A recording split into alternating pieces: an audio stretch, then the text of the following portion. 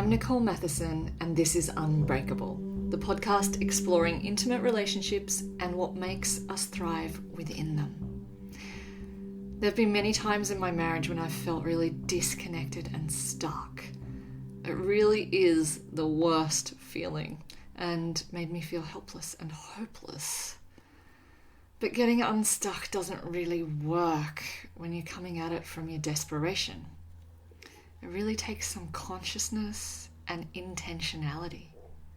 But when we know the secrets for making a shift and getting unstuck, we have so much power to change things. So if you feel like it's time to make a shift in your relationship or your relationship status, I've put my tools and techniques together into a free 5-day challenge called Shift Your Relationship, and in brackets, without changing him. And I'd love to invite you to join me. The challenge tunes you back into your power to create the shift and the dynamic that you really want in your relationship. It aims to revive your hope, center you in your heart, help you feel more connected to your partner, and bring you back to the woman who you really want to be in your relationship. Of course, if you're not in a relationship or not with a man, the tools in this challenge will still be relevant for shifting you out of stuckness. So please come and join us. To join, simply go to www.nicolematheson.com/challenge. Now on to today's episode. And today I'm speaking to our first unbreakable man. I really enjoyed this chat. It's really nice to have some masculine energy on this podcast. And the man in question is Bryan Reeves. He refers to himself as the relationship insight ninja. And after our chat, I would have to agree with him. Bryan was raised predominantly by strong women who infused his world with vision and service and left him with a deep reverence for the capacity of women and what they bring to the world. Yet this, for most of Bryan's adult life, did not translate into relationship success. In fact, his last 6 years have been committed to exploring his ignorance and searching for the answer to, why do my girlfriends get so pissed off at me? In his search, he's had to challenge his approach to relationships and the way he responds to dealing with emotions. He now teaches this to men and women in his coaching practice. In our chat, we also talk about why boundaries are so important to create a safe container so that we can thrive in our relationship. We talk about the 3 stages of relationship and how we can move through them from codependency to interdependency. He helps us understand how to bring out the best in our men and what men really find attractive in women and how to bring more of that. We also talk about the masculine myth as opposed to the feminine myth and why these myths really aren't working for us. Enjoy.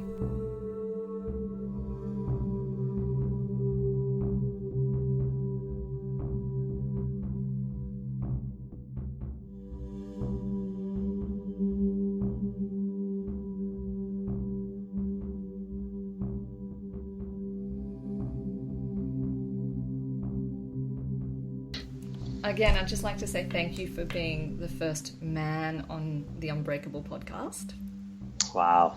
I am honored, and as I said, I do not take that lightly, your trust and your invitation. So it is my honor. Thank you, Nicole. It's a pleasure. And I think, I'm pretty sure most of the people listening are women to this podcast. I'm sure there's a few men. But what I really love about you, Bryan, is you really seem to get women. And I'm wondering where where this understanding came from. Can you talk us through that a little? Yes. Well, it's just so funny. Look, I'm in a relationship with an amazing, beautiful, exquisite woman, and to be accused of getting women is just comical to me because, and surely to my girlfriend. Although, it's funny. I think I tend to be pretty hard on myself, and maybe to some degree that's been a saving grace, because I guess I've just learned to take responsibility, and I think that's, there's not much that sets me apart from, I think, most guys, other than just okay, where am I responsible for what I'm experiencing in the world, for what's happening in the world? That's really the only question. And so I think that really separates me from a lot of guys. So there's not much that separates other than just inquiry into my responsibility. And, I was raised predominantly by really strong, dynamic, independent women. I've got 2 moms and 3 sisters. Now, my 2 moms were not married to each other. They were married to my 2 dads, my dad and my stepdad. But it was really my moms that kind of infused my world with vision and service and service to humanity, service. My mom was the director of a crisis center. She just retired literally a few weeks ago. Wow. She was the director of a major crisis center in Maryland for 30 plus years. And my stepmother has been very mission oriented towards serving humanity through her entrepreneurial projects. And so my 2 dads, God bless them, they're good men, but they were just kind of, in my view of things, we're just kind of holding on for dear life to what my moms were up to, and trying to find their own way in the world. And so I was really influenced by my moms deeply. And then I had these 3 amazing sisters growing up who were wild and outrageous and brilliant and talented, artistic. And again, they just brought so much color and flavor to my life. So I think I really just grew up with a profound respect and appreciation for what women bring to the world. And I remember when I was 17 years old, around that time, I remember being in the kitchen, and my mom, I don't remember what was going on, but I remember just having this awareness, this thought that I don't even remember who was president at the time, but it obviously wasn't a woman. And I remember, and there weren't even a lot of women leaders that I was conscious of. And so I remember just thinking, my mom is amazing. She's badass, and she holds the world together, and she serves all these people. I remember why aren't more women leading in the world? Because they're amazing. and that so, question still stands, I suppose. Absolutely, of course, absolutely. I mean, absolutely. But there's a difference between having that healthy respect and reverence for how powerful women really are in the world, and then learning how to love one in an intimate capacity, in an intimate context. There's a big difference. So, I get how powerful and amazing and extraordinary women are, and essential they are to that we need woman's voice at the table of humanity's affairs. I really get that. But when it comes to getting a woman in the intimate context, I have been absolutely clueless. What the hell is going on here for most of my adult life? And, a lot of the last really 6 years of my personal journey, and as well as my work then, has been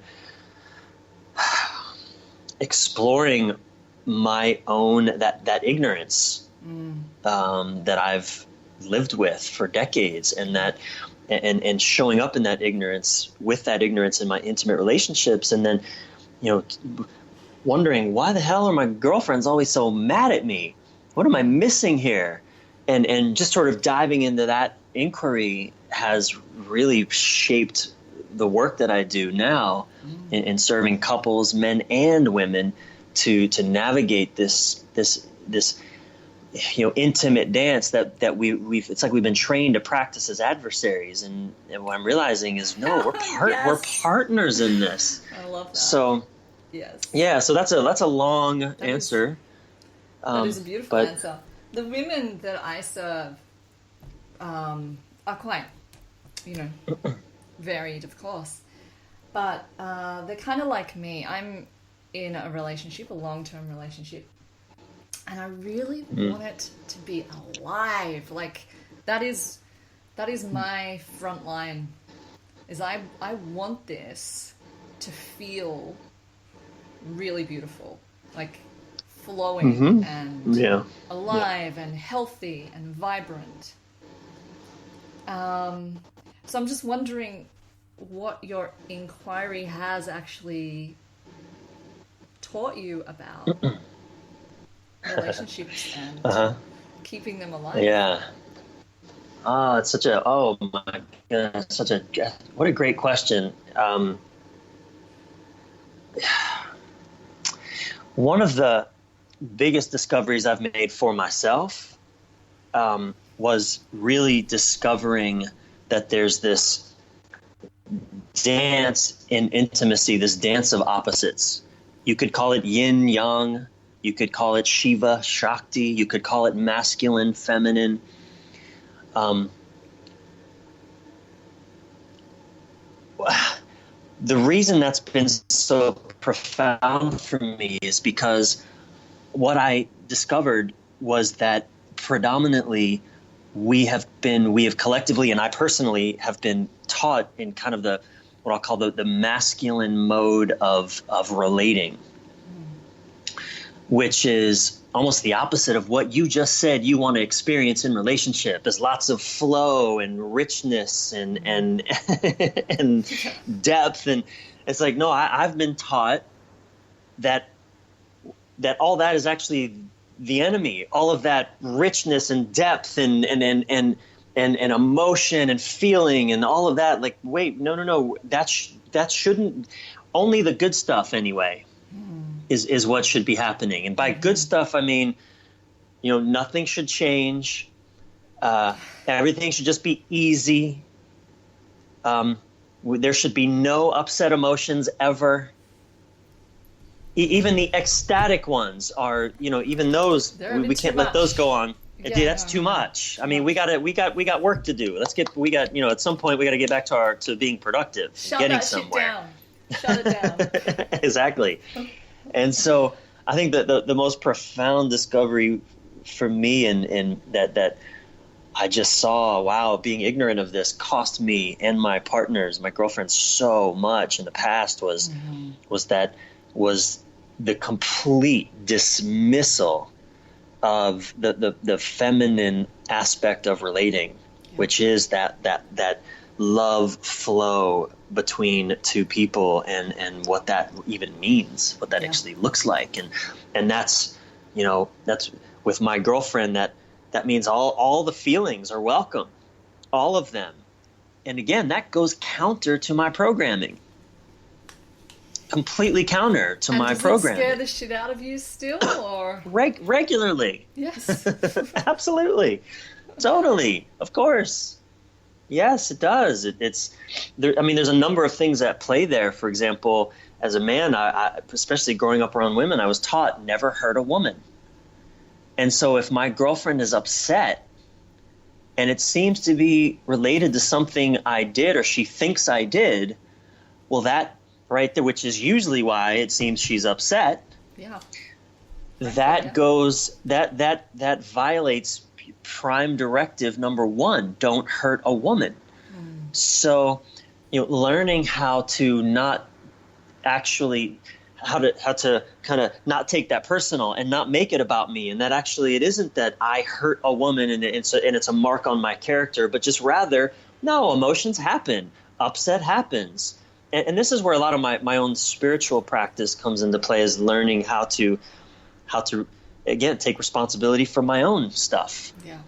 Because what that enables me to realize is that, okay, actually her upset is her stuff, but see, in the past I stopped there. That's your stuff, woman. Go deal with it. Go Let deal me know with when it. you're finished. That's right. Then we can do relationship again. Once you've dealt with that, then we can do relationship again. Once you've come back to normal and there's no more emotional stuff happening, then we can do relationship. I would just like to say I've been on the receiving end of that. Yeah, how's that go? How's that feel for you? Oh. Yeah. This is why my girlfriends were always angry at me. Yeah. I didn't know. I thought that's how it was. I thought that, the sign of a healthy relationship was we're never mad at each other. Everything just works. We're in harmony, peace of mind, everything. One of the things that I just laugh when I hear men say this, I just want a relationship with no drama. Why can't I have a relationship with no drama? That's all I want. Or I've heard of men putting that on their dating profiles. Oh my God, that is the biggest red flag. Ladies, if you're watching, if you're hearing this and you're on online dating, you see a man who doesn't want drama, do not date that man. He is not going to know how to love you. Yeah. And that is kind of, would you say that's the happy ever after man style, masculine style? Whereas the happy Absolutely. ever after female style is like, he just gets me. Mm. Well, the happy ever after, what I call the masculine myth, is that yeah, and that's look at it's the fairy tale. It's we found each other, and from here on out, sunsets, everything is just golden from here on out. No problems to ever deal with again. The end of all problems. Yeah. Right, and that's just not life. It certainly is an intimate relationship, but it's not life either. And one of the tools that I work with, one of the maps when I'm working with couples is helping couples move through the 3 stages from codependence to interdependence. Nice. And in stage 1, that codependence, this is where we live that mythology, the lies, the masculine lie of I'll find a woman and I'll feel free forevermore, through whatever it is. She'll just lift me up and she'll make me a better man. And what that means is she'll just be easy. Yeah. Life will be easy once I have the right woman. And whereas kind of on the other side, the feminine myth is once I have a man, there'll just be love forevermore, love flow. We'll just be together and connected forevermore. I won't ever have to worry about being alone again. And how does that just generally isn't what happens. And it's generally where all the disappointment comes from, that belief. Absolutely. That belief. Because and this is what I experienced over and over is, yep, I'd get into it. It's ironic, too, because we men, we don't choose the easy women. No. And then when we get what we're not choosing, which is challenge, then we lament that and go, why can't you just be easier? But yet if she was easier, we'd be bored. We wouldn't choose her. So, I mean, that's that codependent stage 1 conundrum that we find ourselves in, and likewise, and we're talking in a heterosexual context, and this transcends gender, but we'll just keep it in that context for ease of conversation. I mean, this could go the other way. There could be women listening that would identify more with kind of that masculine mode of the masculine myth, that when I find a man, things will just be easier. Yeah. Right, and she may be maybe partnered with a man who just thinks we should be connected and doing things together all the time, or right. I mean, this can go either way, but that conundrum, that first stage codependent conundrum that she finds herself in, is the same. It's she chooses a man who likewise challenges her in a slightly different way. It's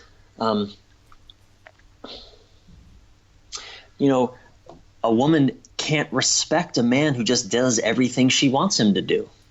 Yeah.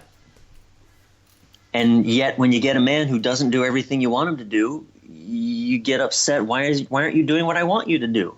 Yeah. Don't you love me? But you wouldn't want that anyway. Exactly. If you loved me, you would do all of these things that I want you to do. But then when he does them, you don't respect him. Who is this hamster that I don't want to, I don't want a pet. I want a man. So like that's it's like we conspire in this insanity together, and then we don't understand why we're so dissatisfied. Yeah. It's like two really good people come together and just create a shit show. Yes. Crazy. We create Crazy Town. And I love what you call your husband. You call him your evolution machine. Yes. I mean, So because we're not meant to just stay in that stage one insanity. And that's where, well, I was between that stage one and stage two, kind of the codependence into independence. Yeah. And there's no thriving in that place. Yesterday on my little Facebook group I have to serve these women, we were talking about boundaries and the fine line between being really clear on our boundaries and empowered around that, and being a nagging, controlling bitch. Yeah. Yeah. And I was kind of suggesting to them that to be on the sort of healthy side of that line, it helps to have the focus on nourishing ourselves rather than on changing the other. Right. Yeah. But, it's still a fine line. And I'm just wondering about your take on boundaries and why they're important. And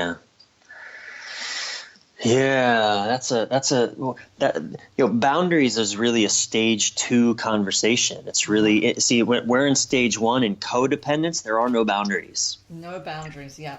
Just because we're afraid in stage one, we're afraid of losing what we think we have or not getting what we think we need, whether it's connection or whether it's affection, validation, whatever. And so we violate our own boundaries. We don't honor our own boundaries because we're scared. If I really honor this boundary, this person's going to leave me. Yeah. So we don't do it. We don't really stand up for our boundaries. And I frame it as requirements versus requests. Okay. Requests versus requirements. And a requirement is simply something that we put in place. Like, I'm not doing relationship if this requirement isn't honored.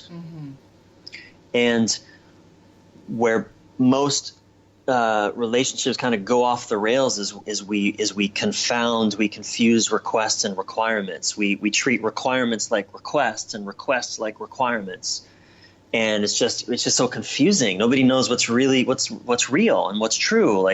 And this is again where we open ourselves up to abuse. We're either abusing ourselves, and therefore by extension, usually allowing the other to abuse us. And the other person may be outright abusing us, or they may just be doing things that violate our boundaries, but we're not stepping up for those boundaries, so they don't even know they're abusing us. Totally. That's the first stage, and eventually we discover, this doesn't work. It doesn't feel good. I don't like feeling terrible in the context of relationship all the time. So I'm going to have boundaries. I'm going to start to stand up for myself. And that's really the stage two evolution. It's about creating safety. And I really like how you framed it as well, that it's really about self, about me. It's not about controlling someone else's behavior. Because notice, when I'm controlling someone else's behavior, that's totally out of fear. I mean, you could make the distinction, you could language it as the difference between love for myself and fear towards you. I'm afraid you're going to, versus I love myself so. Love that. Right? I love myself, so I want monogamy because that feels good to me. Not because I'm afraid you're going to do something, right? And so it's like, boundaries are again what I call requirements. Really reflect an inner truth, an inner reality that feels good to you to live inside of. And it is nuanced because it's easy to boundaries are by necessity, by definition, they are kind of like the walls within which we want to live. And whenever we put up a wall, it's because on the other side of that, there's something we don't want to experience. Yeah. Right? So there's naturally some kind of maybe some type of fear, or, it can get tricky. And so, I'm an intellectual, and it's really helpful to not intellectualize these things too much. I know that. Totally agree. But, it's, and these are things sometimes that, my relationship with my girlfriend, I didn't even know there were boundaries or requirements until sometimes we stepped over them. Yes. And I think that's very how common. isn't it? You're like, whoa, that feels horrible. I'm frustrated. I'm starting to feel resentful. Exactly. Exactly. And that's really a good indicator that when you're not feeling good about an experience and it keeps happening, and you can just feel like you're upset, emotional. A lot of the work that I do with men and women is really around emotional mastery, which the beginning of which is just feeling what you feel and really allowing what you feel to be real, to be what it is. Yeah. And because that really points the way to your boundaries. It's your truth.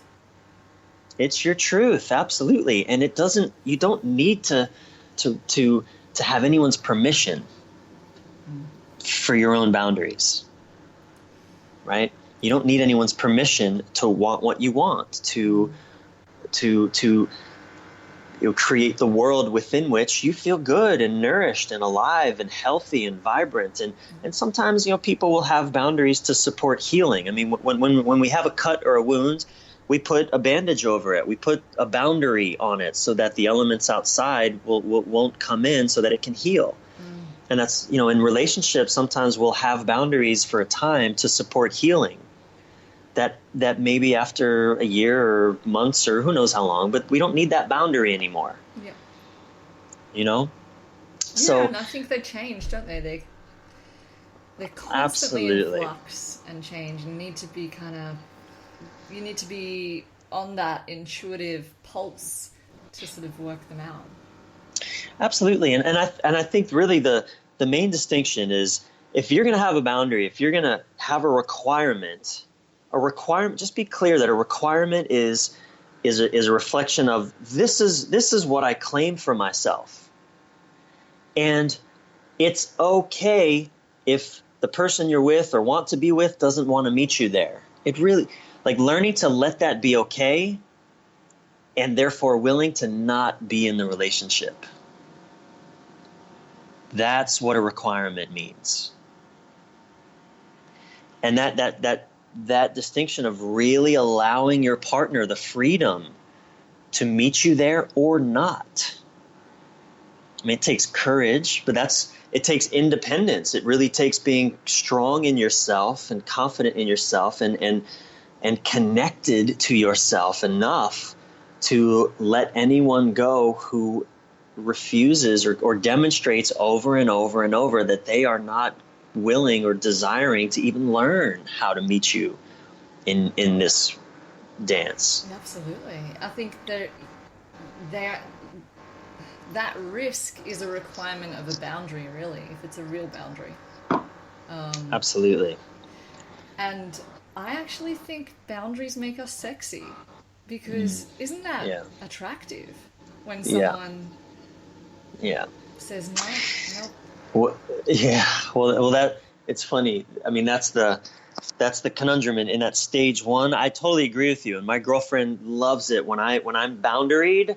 She's very attracted to me, but in stage one, most of us, we learn codependence.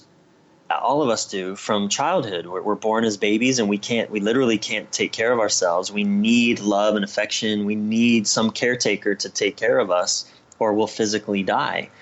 And so our nervous systems get tuned to that frequency. And then, we as adults, we practice from the same place. And if you don't give me what I think I need, which is just your presence, if you don't stick around, or if you stick around so much, that it's overwhelming, we use this language like, I feel like I'm going to suffocate, or it feels like I'm going to die.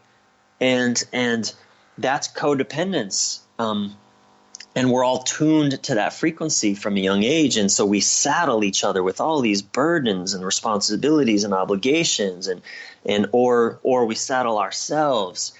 It's like we're all narcissists in stage 1, codependence. Even there's that in the narcissist relationship, there's the hero, and then there's the zero. There's one who gets everything, and there's one who gives everything.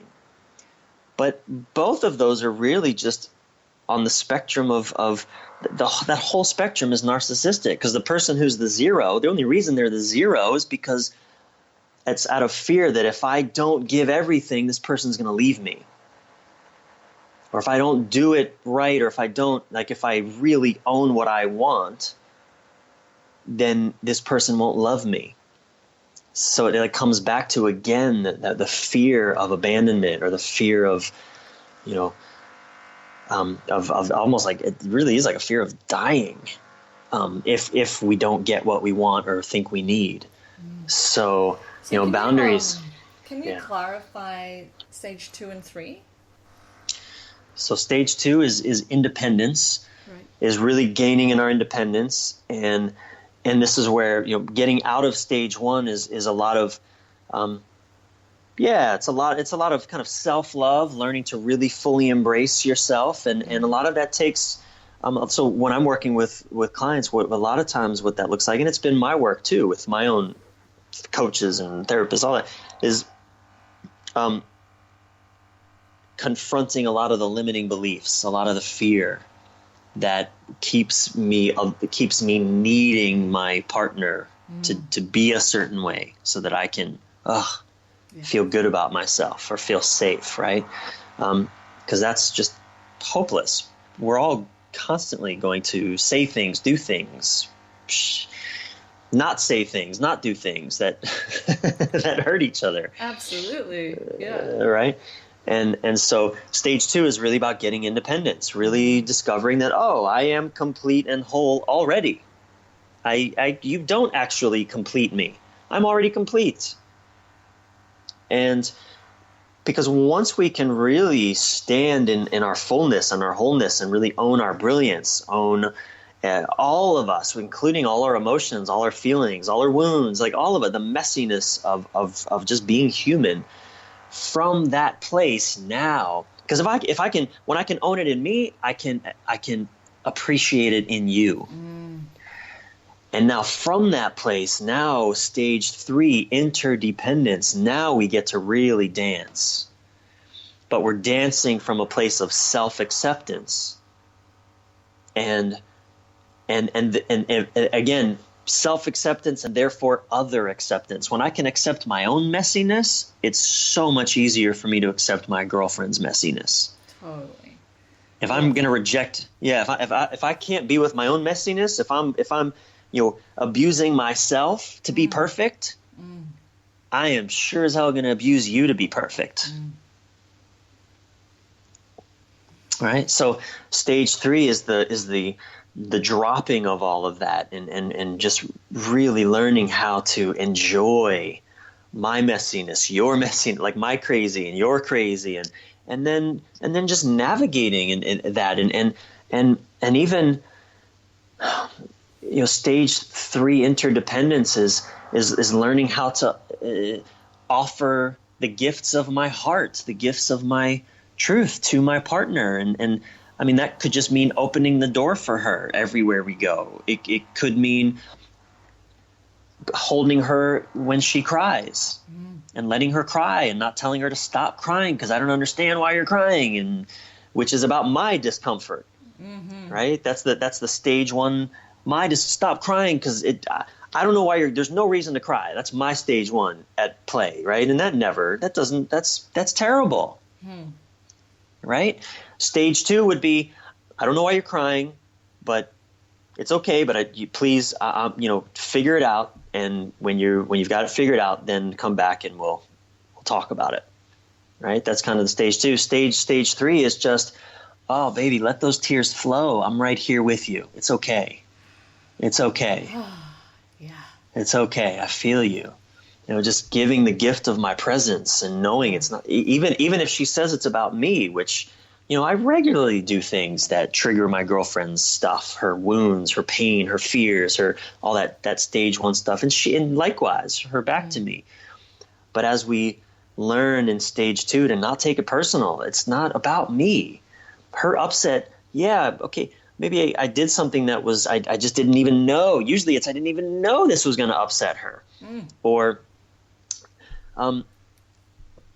stage two is simply learning, okay, it's not about me, and it's about being boundaried, which means, we're not allowed to for example, a boundary we have is, and we're a year and a half in now, so we don't really, this is a boundary that's in place, but it came up a few times in our relationship, is like neither one of us are going to threaten to leave the relationship because we can't deal with what's happening right now. Like, that's not okay. Yeah. And that's a boundary. We're not going to, that's not, the relationship, we're not going to put that at stake just because we're having a breakdown. Like, that's not okay. That's a boundary. And so that stage two kind of boundary is what enables stage three to really emerge, which is because I feel safe in that I know she's not going to run. And when that's not a question mark for you, you can kind of just be present. Absolutely. Absolutely. So it's not like you live in stage one for a while. It's not like we live in stage one for 20 years and then we're only do stage two and then we only do stage three. I mean, we can pass through all three stages in an hour. Yeah. Stage one, I can be upset and feel it. Wow, I'm pissed. I'm angry. I'm upset. Oh my, like I can feel it fully. Stage two is then acknowledging, wow, you're here also, and you're having an experience. Like, there's two of us present now. So I'm upset. This is happening. This is my stuff. Oh, you're crying or you're upset. That's your stuff. Two of us are present. And when we're both just honoring that each other's experience is valid, then stage three can come online, which is, all right, so I can be present. I've been present for me. You're present for me, and vice versa. We're present for each other. And now, now we can just be present for love, really. I mean, stage three is about being present for love, not for necessarily what I want or what you want, but really what would serve love in this moment, right? Is it holding you while you cry? Is it holding you accountable to a boundary you're violating right now, maybe, or you're bumping up against? Again, so it's, you've been married for how long? Coming up 18 years. 18 years, my goodness. I mean, I can imagine what you all have experienced. Yeah, oh, totally. And as you were talking about those phases, those stages, I can recognize that it's not like you leave stage one in the distant past. I mean, you cycle through these things. Every time a new evolution of your relationship is ready to come, you're back in like, Yeah. And I think that's that again, what we're exploring here. These are the biggest revelations for me that why didn't anyone tell me this stuff growing up? Because I just thought you get a partner and it should be easy. Yeah. That's it. What else is there? You get a partner. I'm a good person. She's a good person. This should just work. And it never did. What the heck? Oh, Luke, I'm on a mission to spread the word about it, and I can tell that you are too. It's like it's the most helpful, biggest relief, really, when you realize that you are normal. And like my message really is that it's not your partner's shit that is triggering you. It's the fact that you are being intimate with a human that triggers us. I mean, the very fact that you are getting close, and the closer you get, the more of your shit is coming up to heal. Because we have insecurities, we have beliefs about ourselves, about our lovability that we have to address if we want to get close. So my girlfriend and I, we've worked with both coaches and therapists. Right now, we actually are working more with a therapist. My girlfriend is also a therapist. Therapists, you got to see therapists. Coaches, you got to have coaches. Absolutely. But our therapist is early in our relationship, probably maybe 9 months in or a year in. She assured us that the reason some of these conflicts were coming up is not because we're in the wrong relationship, but because actually we're finally in the right relationship, and there is safety for these old wounds to reveal themselves. Yes. And that's a big paradigm shift when you realize it's a compliment, actually, the fact Exactly. that this shit is coming up. And of course it doesn't come up when you're out there in single land and you're with the wrong person. You know, you've got all this other survival stuff to go to deal with. It's not going to show its head then.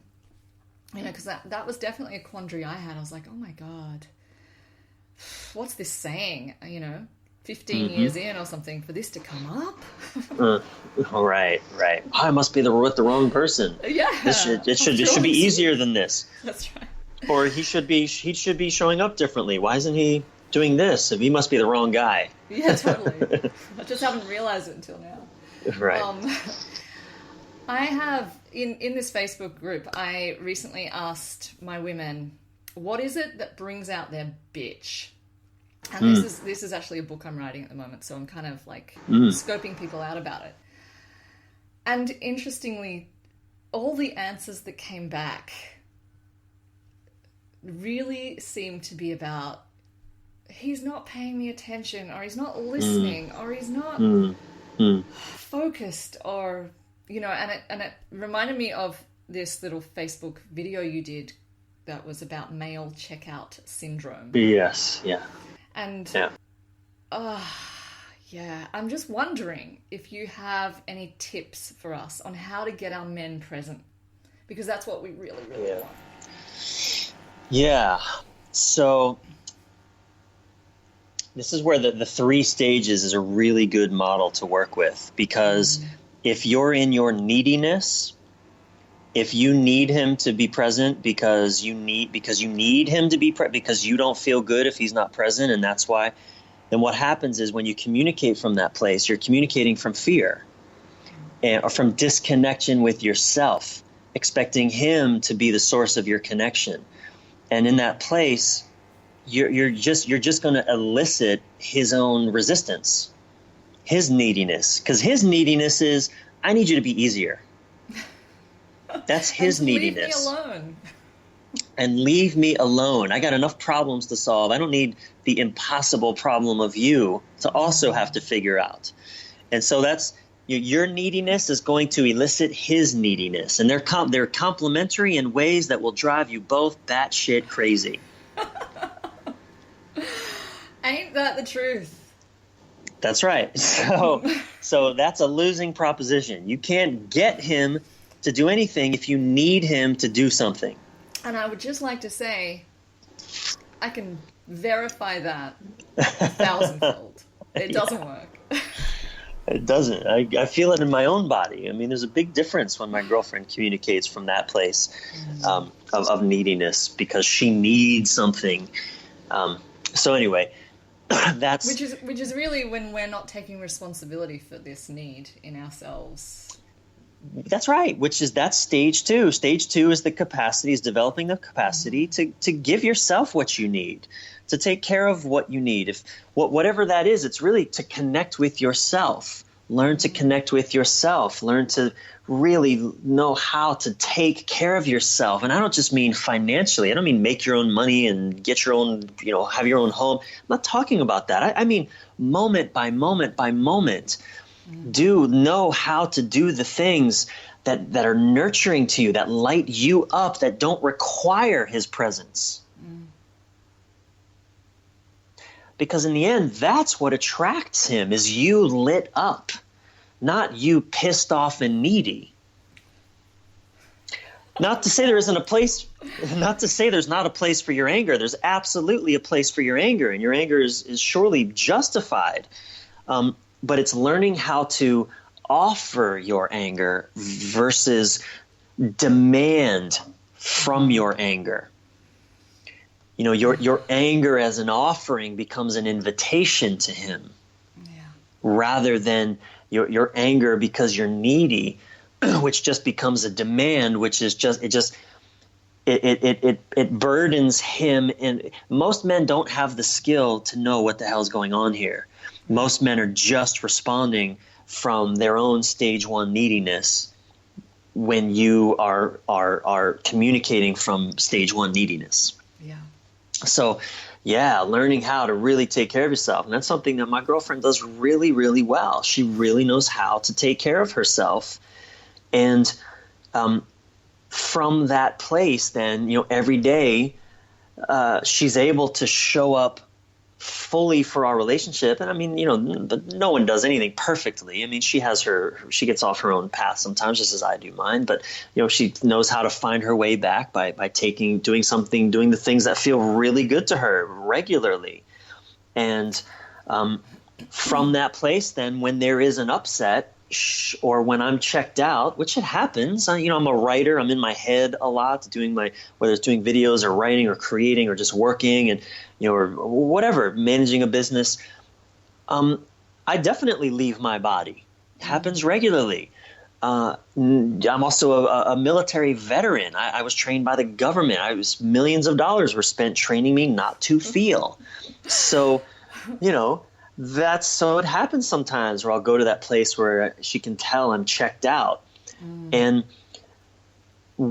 rather than needing me to get out of my head and into my body, because when she's taking care of herself, she can communicate with me in ways that invite me back into my body. She can, she'll share with me that something, it doesn't feel good, or she can feel me like I'm not really present right now, or she's like, okay, I can see you've been in work mode for a while, so I'm gonna just I respect that and honor that, and that's a big part of it. Respecting and honoring my experience. That's stage 2. Respecting and honoring where I'm at, not trying to get me to show up just for her with no regard for my experience. Hell yeah. Right? If I don't feel respected in what I'm experiencing, if I don't feel honored in what I'm experiencing, even if it's not what you want me to be experiencing, but if I don't feel honored and respected and you just try to get me to where you want me to be, fuck you. That's the initial reaction. That's the initial response, is get out of my face. And, I'm a pretty self-aware man, but still that response is the first thing anyone tries to tell me to do something and they haven't honored where I'm at right now.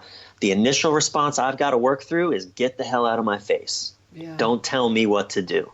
Yeah. Right? So, that's why I love these 3 stages, because they're really a great map to communication. Because look, I want to feel my body. I want to feel my emotions. I want to feel alive, and I want to be in my body and in my heart. And my girlfriend is the invitation to me to have that experience. Because when I don't, I feel dead. I don't feel alive. No man feels alive inside of masculine checkout syndrome. We're not ecstatic. We're not enjoying our lives in that place. No. We're just surviving. We're barely getting by. Male checkout syndrome is where easy takes you, would you say? Yeah, it's where the myth of this should be easier takes us. That's why we'll go sit and we'll watch TV. We'll watch sports. We'll drink alcohol. We'll just work to make more money, thinking that if I just make more money, life will be easier. Or whatever. If my sports team wins, then I can feel better about life. And I can for a few minutes, or if you watch some porn, I get to kind of, it's just so easy. I mean, what is porn but just women that are happy to let a man do whatever they want to them, right? It's easy. So, there are all these things we use to check out and just not be burdened by life, by relationship, by anything. And so if you show up with just another burden, demanding something of me that I don't have the skill or the resources right now to offer, I just want out. Get out. I'm out. I'm going to run for the hills. Right? Yeah. So that's why it doesn't work. So I love that you're suggesting an invitation is the best approach to come back. And the invitation is, and I've seen this with couples that have been together for decades, that have created stagnancy and breakdown and masculine checkout. And what happens is when the woman in a heterosexual couple, when the woman starts to really just take care of herself and come alive and embrace her own feelings and really tell the truth of her experience, and she starts doing the things that light her up, whoa, all of a sudden her man looks at her and goes, whoa, what's that? That's pretty sexy. She becomes boundaried inside of that as well, right? She stops accepting abuse or stops, denying herself, which is a form of self-abuse that a lot of women in particular engage in. Yeah. For the sake of everyone else, I'll just suffer and abuse myself and not take care of myself so I can take care of everyone else. Yeah. Sorry, I'm still here. And so when she learns, as she's really waking up and telling the truth and doing her second stage work, self-care, boundaries, honoring herself, taking responsibility for her experience, not blaming him, then all of a sudden, whoa, he looks over and goes, that's interesting. Ooh, what's that light in your eyes that I haven't seen in so long? It's like she becomes the flame to his moth again. Mm-hmm. Right? She becomes an invitation. Yes. And she even becomes kind of that challenge that isn't merely a demand. That's worth all the effort. And every man, we need challenges to feel alive. Yeah, right. We really do. We need challenges to feel alive, but we just, we want the challenges that we actually feel like we have. There's hope of actually. Hope. There's a slither of hope. I can figure out this challenge. And in that, yeah. So, yeah. God, it's so juicy. It is. I want to ask you about a question kind of around the fall of patriarchy. In that women are rising up, and it's probably kind of what you're describing there. It's like we're stepping back into owning our nature, our intuitive, emotional, feeling, experiential female natures. And the front line of this feminism is really, our relationships often, or the little minutiae of our life. And, we need this, and we're starting to feel alive. But we really want our men with us. And I'm wondering what your advice is for us, for them, in how to survive the very probably slow fall of patriarchy. We need to own our female nature. What do men need? Yeah. Well, I think men need to own their own feminine nature. Yes. I think a lot of what both men and women are learning and really require to have a full, rich life is to finally embrace our bodies. Yeah. What's happening in the body, and that, I see this. So I'm I'm a relationship coach, but what I'm really up to and is really it's all pervasive. I mean, the fact that we exploit the planet, and what's happening, around climate change and so much denial in that domain, and we're literally ignoring what the earth body is telling us. The emotional wisdom of the earth body is it has a message for us, and as we deny it and just keep doing what we're doing because we can't feel our own bodies. Well, it's the same thing that we do in intimate relationship where we can't feel our own body. So I'm not going to feel your body, and I'm just going to keep hurting you, because that's the masculine myth. Again, no pain, no gain. Yeah. Right. That's the great sort of motto of the era that I grew up in, is no pain, no gain. It's okay if it hurts. Keep doing it anyway. Just get to the outcome. Suck it up. So I think, that for men, as we learn to really embrace feeling, there will be a natural the masculine in us, the masculine kind of our capacity to be productive and be driven and ambitious and set goals, and that ain't going anywhere. No. That's not going anywhere. No. If anything, what I believe will happen, and again, because I've seen this in my own life, it's more a question of we're learning how to use that in service of feminine wisdom, of emotional wisdom, of heart wisdom, of love, you could say even. And so I think that the best thing that women can do is just keep going. Just, keep doing your own inner work, keep doing your stage 2 work, learning how to be boundaried and in a way that is honoring of the other.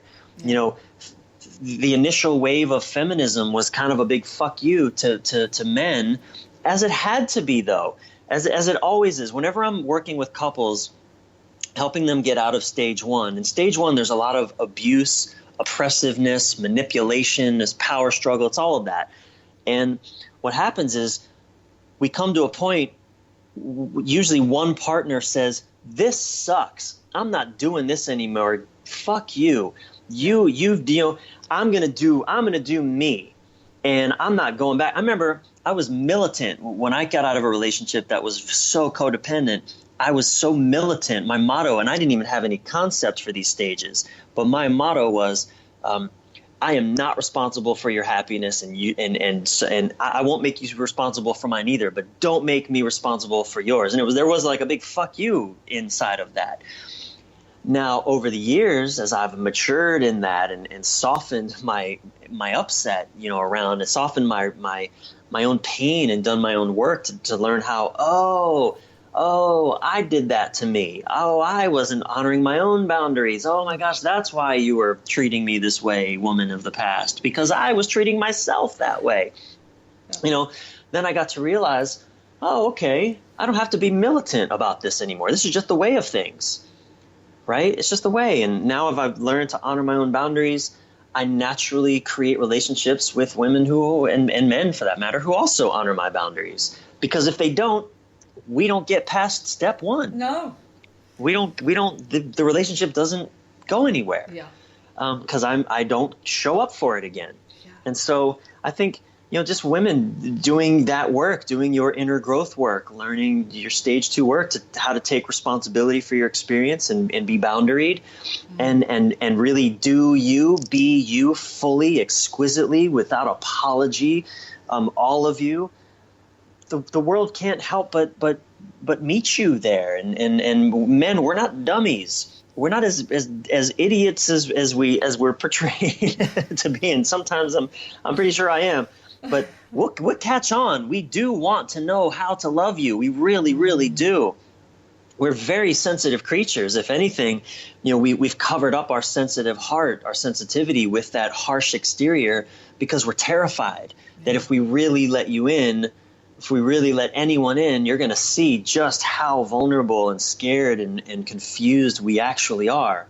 But once we really ourselves, it again happens in my own relationship. When my girlfriend can just honor where I'm at, it's so much easier for me to honor where she's at. And that work, that goes both ways. I mean, obviously when I can honor where she's at, it's so much easier for her to soften. And, it's a dance. Absolutely. We do. And I mean, yeah. I think it's just really terrifying for a lot of men. I feel really fortunate in that my man seems to be able to show his vulnerability. He's not a big macho, have to be the strongest dude. But I think for a lot of men, this is just, what you're saying is really terrifying. So scary. Yeah. Yeah, well, so I want all the women out there to hear that most men come to this work after they've lost everything they cared about. Yeah. After, and it's usually at the hands of a woman. Of a woman not putting up with their checkout anymore, of a woman not, and that just, again, it comes back to being boundaried. When a woman finally decides, I'm not willing to be abused anymore because I'm not going to abuse myself, that's usually when men start to wake up. So it's actually doing them a favor to wake them up earlier to how serious this is.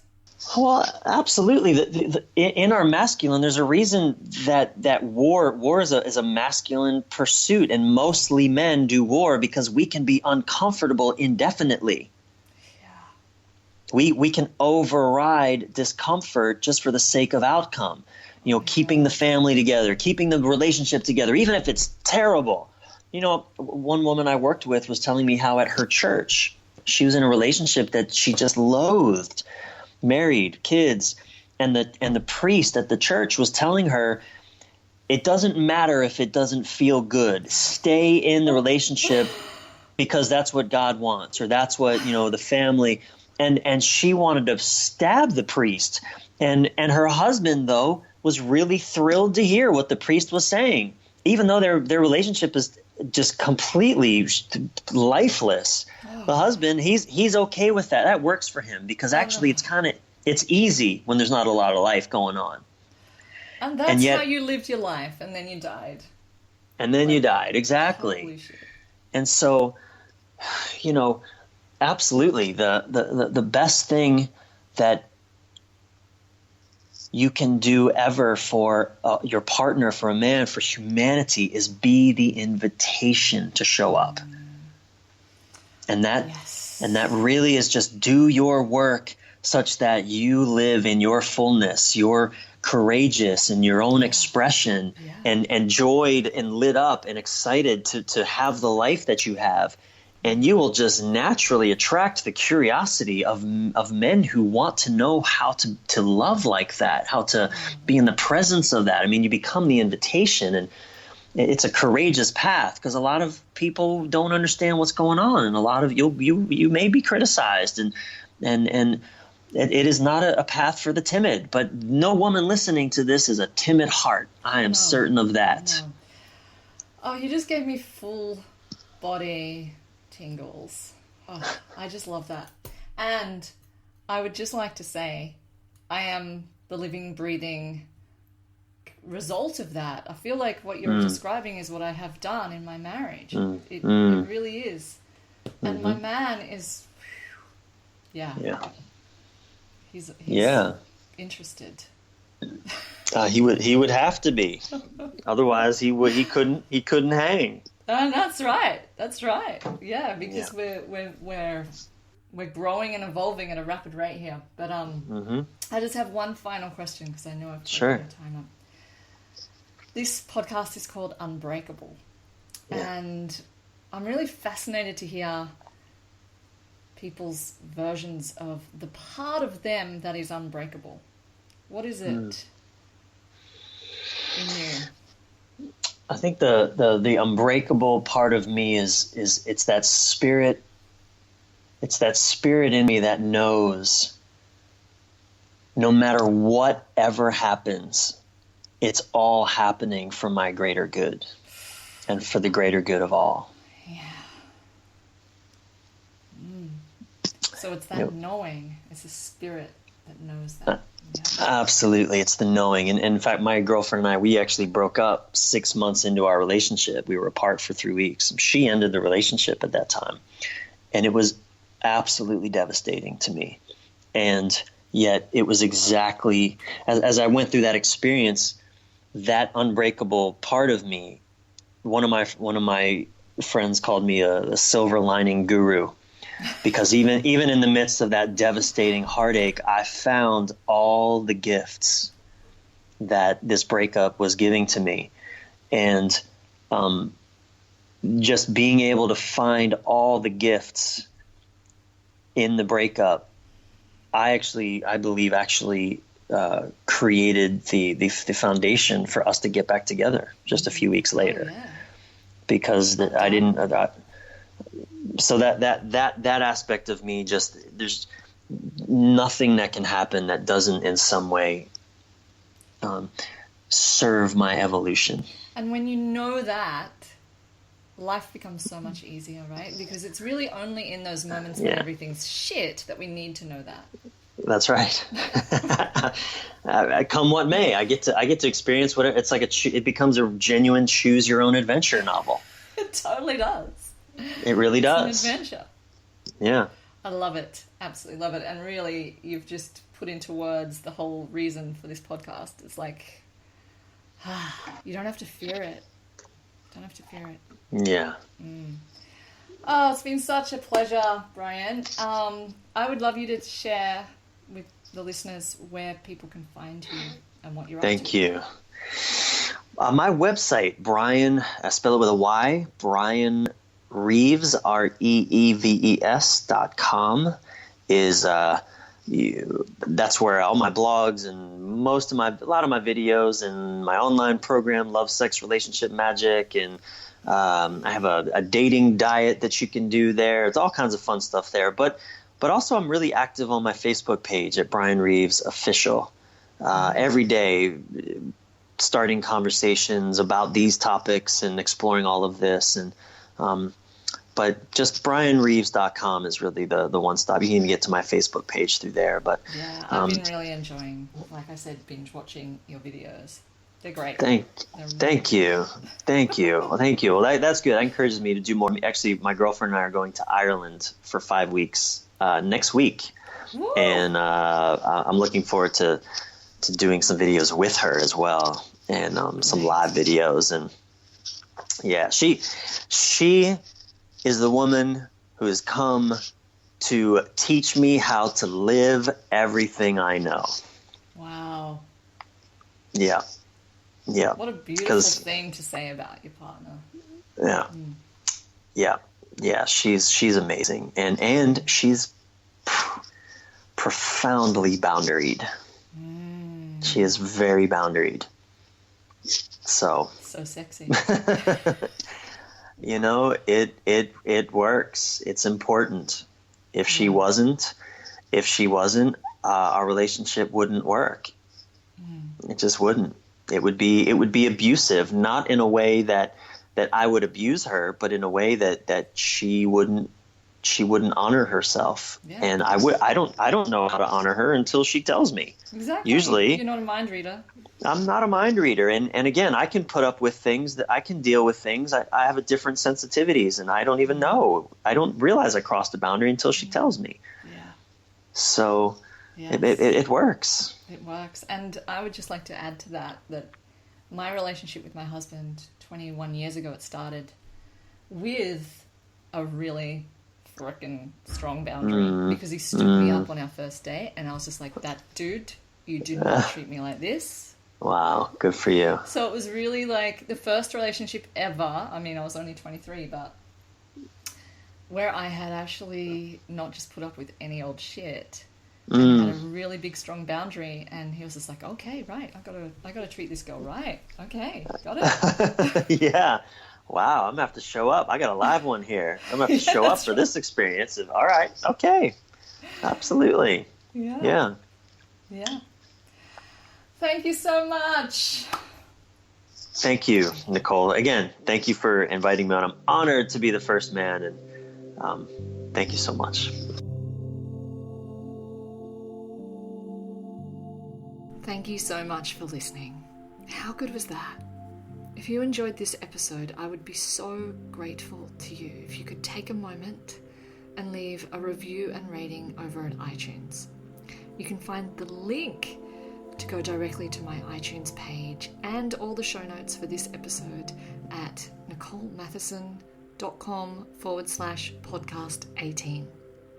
While you are there, join my Facebook group for women wanting to thrive in relationships, and hit subscribe or sign up to my newsletter so you don't miss any future episodes. Thanks so much for tuning in. Until next time, bye.